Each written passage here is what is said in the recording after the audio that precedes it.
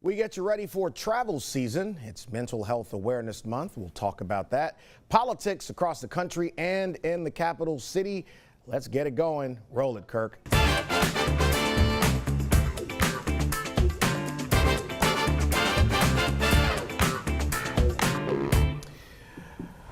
Well, the mayor's race got off to a running start in earnest last Friday with dueling statements from Mayor President Sharon Weston Broome and her only challenger to this point, Ted James. So we'll talk politics with John Couvion, who's at this point, you've been on this iteration of the show more than any other guest, so that's pretty good. It's flattering, yes.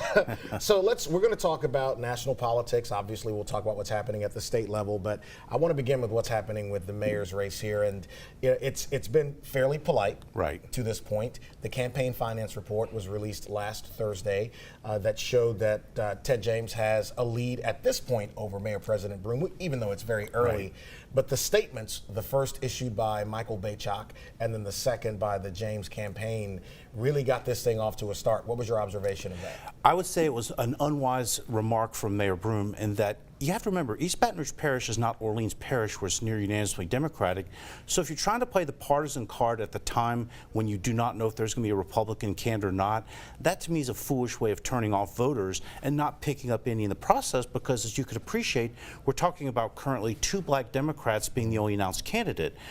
In plain terms, in a parish that still has a Republican vote, the last thing you want to do is alienate that segment of the vote who's figuring out who to vote for. So I would say it was foolish to go there and basically do the standard political blather about the only election that counts is election day, blah, blah, blah, and not even getting into the donors. So, you know, playing devil's advocate on the other side of this, the voters that she loses or she doesn't get in this cycle are the voters she didn't get in the last 2 cycles, and she won anyway.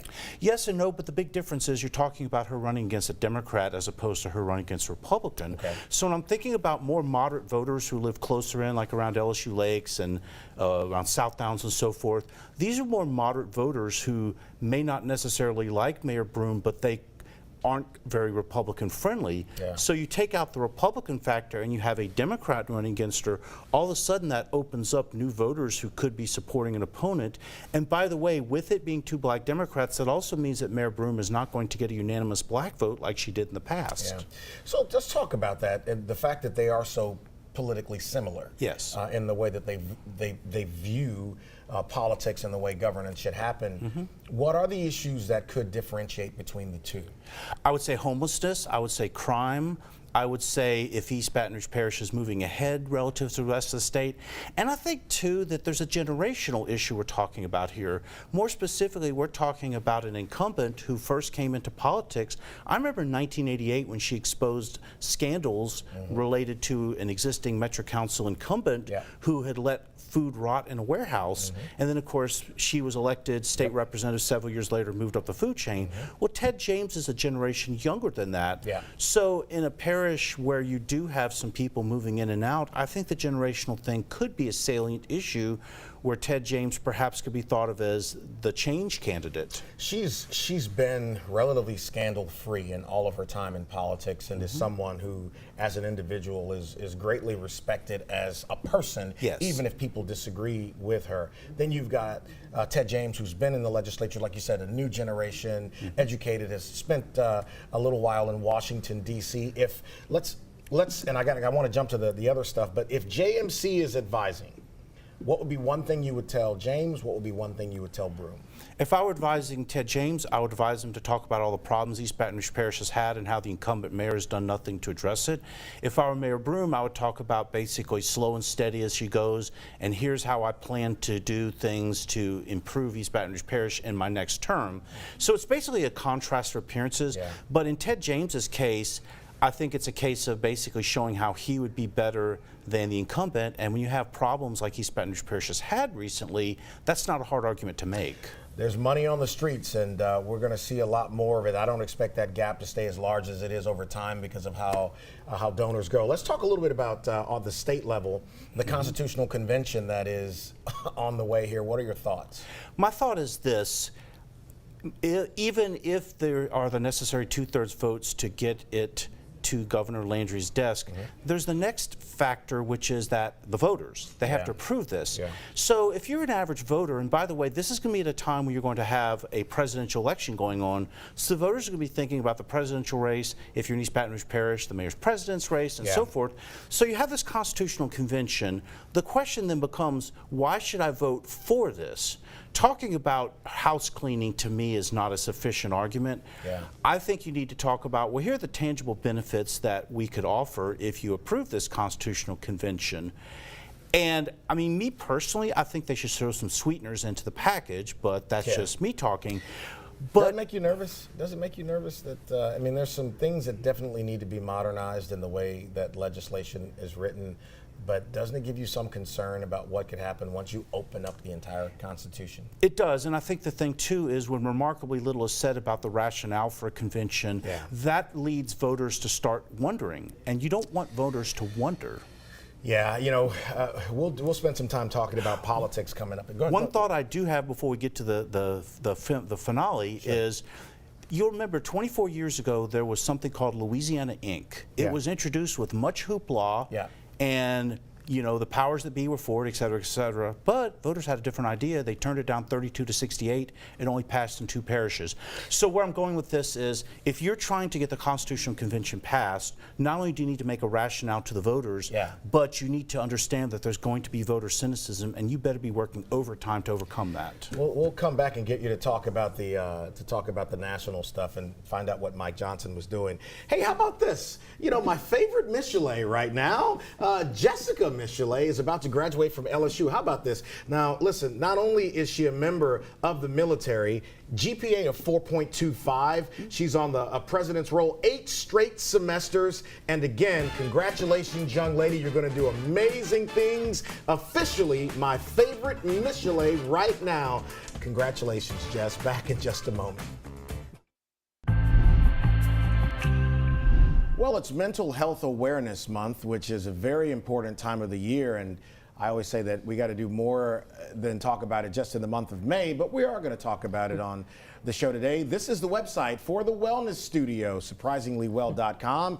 Dr. Katie Fetzer is here with us, along with her partner in crime, maybe her partner in healing, Dr. Mary Catherine.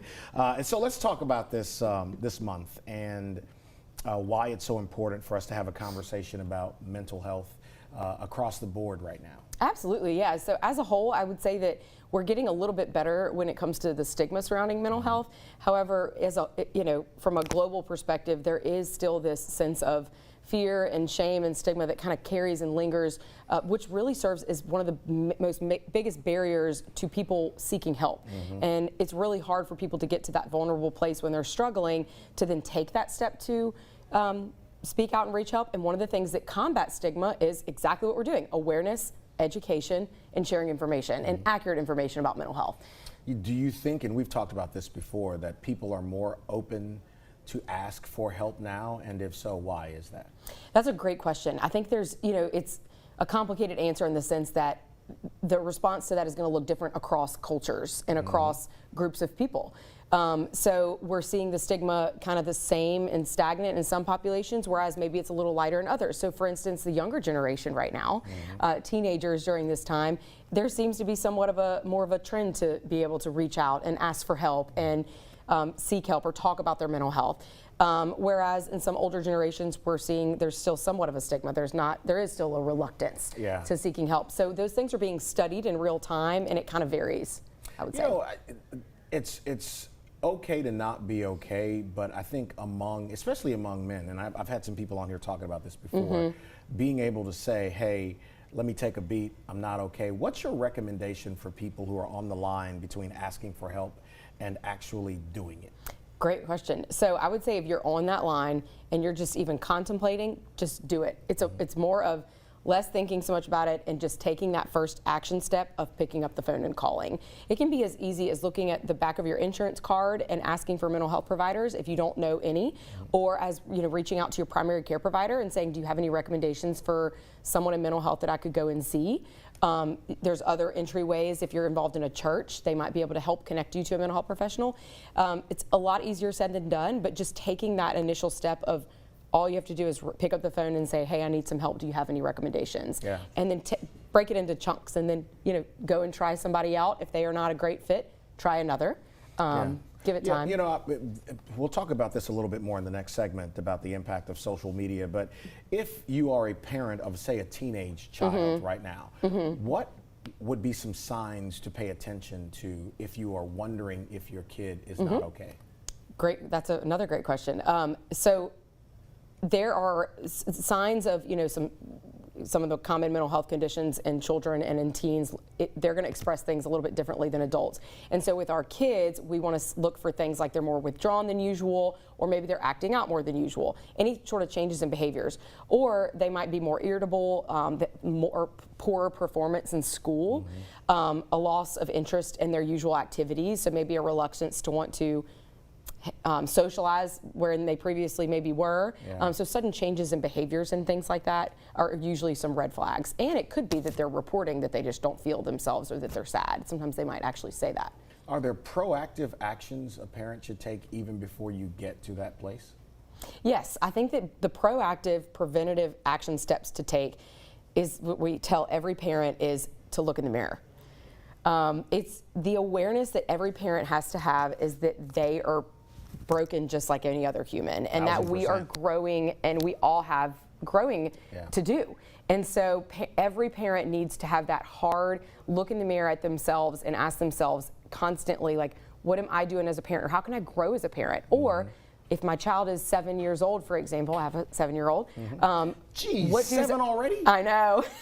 Listen to his reaction. That's how long I've known her. Yes, Wow. 7 and a 3. But knowing that I have a 7 and a 3-year-old, I'm asking myself, like, okay, in this developmental state they're in, what parenting approaches are best for them? You just I'm blown away by that. So we're going to come back and talk more with Dr. Fetzer about the impact of social media and then being okay in the workplace. More on mental health in just a moment. Continuing our conversation with Dr. Katie Fetzer, there's a website, surpringlywell.com, for the Wellness Studio. You can learn about the force behind this amazing organization. There they go, two of my favorite people right there.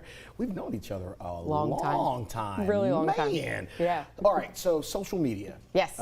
We've talked about this a lot. It impacts people in so many ways. Yeah. How do you avoid having it mess with your mind? Great question. So really, honestly, the biggest answer is discipline and limits around it. It's unavoidable in the sense that we're in the digital age, so it's not going anywhere. Right. But I think few people actually think about the subtle, small impacts that can build over time on our brains and how it can actually change the way our brains are wired. And the information bombardment really can negatively take a toll on us. And so it's incredibly important that we have what we call digital self-care, and that we take those boundaries. Digital self-care? Yeah. What's digital self-care? So it's implementing boundaries and limits around exposure to screen time or absorption of content online to where it's at a healthy level. Okay. So the same way you would tell a child they have to limit video games that they're playing. There's this thing now, and I've been talking to some friends about this, where people have these images of themselves that they present on social that don't match the reality. Yeah. Right? Is there a name for that? I think that there's definitely been some developments in our, research in terms of mental health and how they're trying to make sense of it, like the diagnostic manual for mental health conditions, like our task force around that is researching it.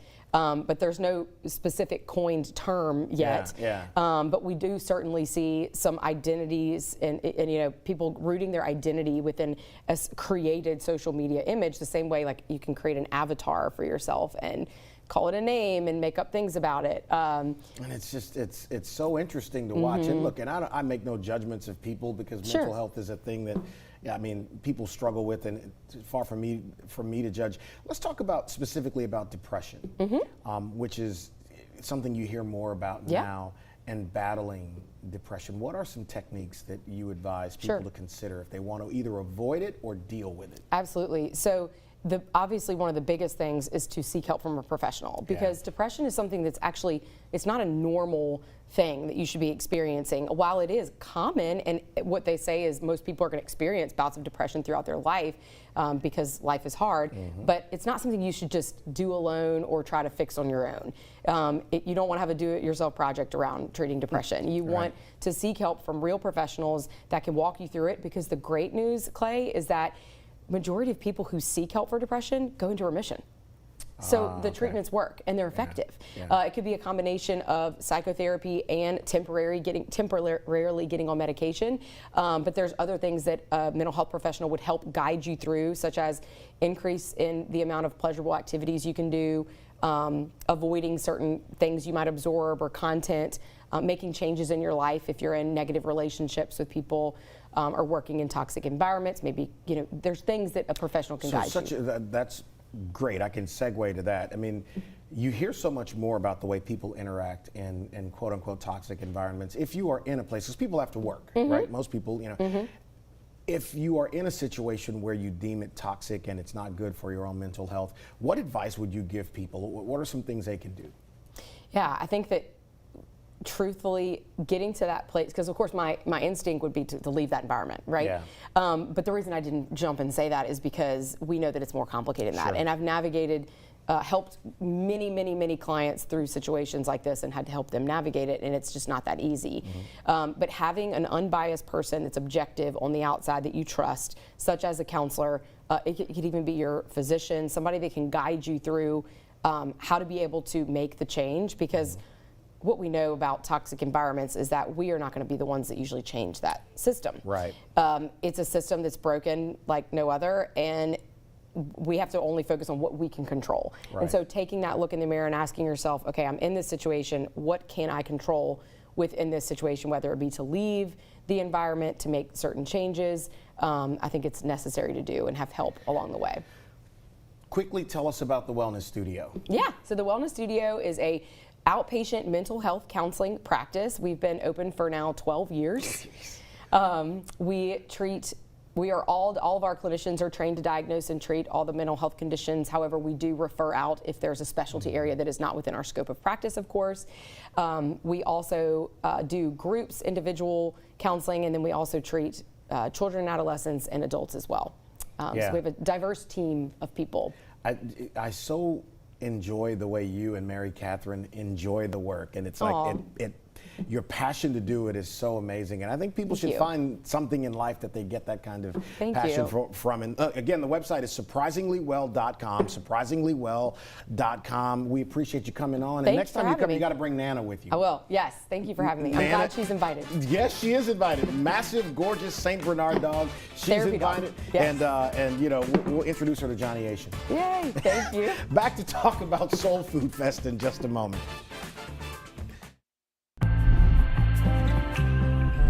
Well, look who's here. Henry Turner Jr. here to talk about Soul Food Fest taking place this weekend here in Baton Rouge. Glad to have him on the show. We'll have a conversation about it. What's going on, brother? How are you? Everything is beautiful, Clay. Man, let's talk about Soul Food Fest. If people don't know what it is it? It is a celebration of soul food. All right. Created by African Americans. All right. And it talks about the rich history of how it started with throwaway foods, like the innards of the pig and the hog and all that good stuff, and eating everything from the rooter to the tutor. Absolutely. And some of y'all have heard that before. Turned into a delicatessen. Yeah. It's so amazing because it's become such a thing that's culturally highlighted. Soul food, when you go places, it's so different now. What about that transition from then to now? It's something that people look at as a premium. Well, two things. First of all, the tradition itself got totally stripped from the African American community, and how they did that is with a health scare. Yeah. It'll do this to you, it'll do that to you, whatever, but only to watch a resurgence in gas stations and different other stuff, and bringing those descendants of some of those same people in to cook the food, and then they say, oh no, it's okay now because we don't cook with the same stuff. We don't use lard anymore. So the benefits are great now because it's all cooked healthy according to health standards. Sure. And you know, whereas it used to be cooked in Auntie Mama's house and you know whatever. Now it's a full-on restaurant. Look at that photograph right there. Oh, my goodness. All right. So specifically from start to finish, what's happening on Saturday and Sunday at the event? Okay, Saturday and Sunday you got full days from 11 to 8 p.m. It's music, it's food, it's a lot of food vendors, and then you have a cooking competition on Saturday, and then you have another one on Sunday, and they're going to focus on everything from entrees to desserts, and it's going to be some of the coolest stuff you can imagine. Desserts too? Oh yeah, really? Absolutely. Like what kind of desserts, man? Well, you know, all the African American desserts, of course, because all those soul food cooks, whatever grandmama used to make for dessert, that's what you're gonna have out there. So listen, You know? so should I bring my own plate and fork if I show up out there, or you got me covered? Well, I got you covered, but you know, once they get through tasting this food, it's all Tasting? we call it a tasting because you can't eat it all. It's like if you got We like, could try. like 30 desserts or something, you know. You know, it's one of the things that, and we've talked about this before. I enjoy what you have done for for recognition of the culture of Baton Rouge. What are your goals to bring more awareness to culture here? Basically, what I've tried to do, I had a great start myself. You know, Baton Rouge was an excellent launching pad for me to go out and go around the world and do a lot of touring and stuff like that. And I thought about the opportunities that are here now. You know, we don't have a Tabby Thomas, we don't have a Rick O'Neill, we don't have those kind of people anymore. So I had to become one of those people. Yeah. So my thing was go back and enrich the community with cultural enrichment, and then I look at cultural currency for artists. You know what I'm saying? Look, you do a great job, and folks, again, Soul Food Fest takes place this weekend. Be pretty nice. Go out, listen to some music, feed your body and your soul. Soul Food Fest, Henry Turner Jr., my man, always great to have you here. You can play us out. Next week, we're going to talk about the travel situation. Bumped it to next week, and more on the politics of the region. Catch y'all next week. Baton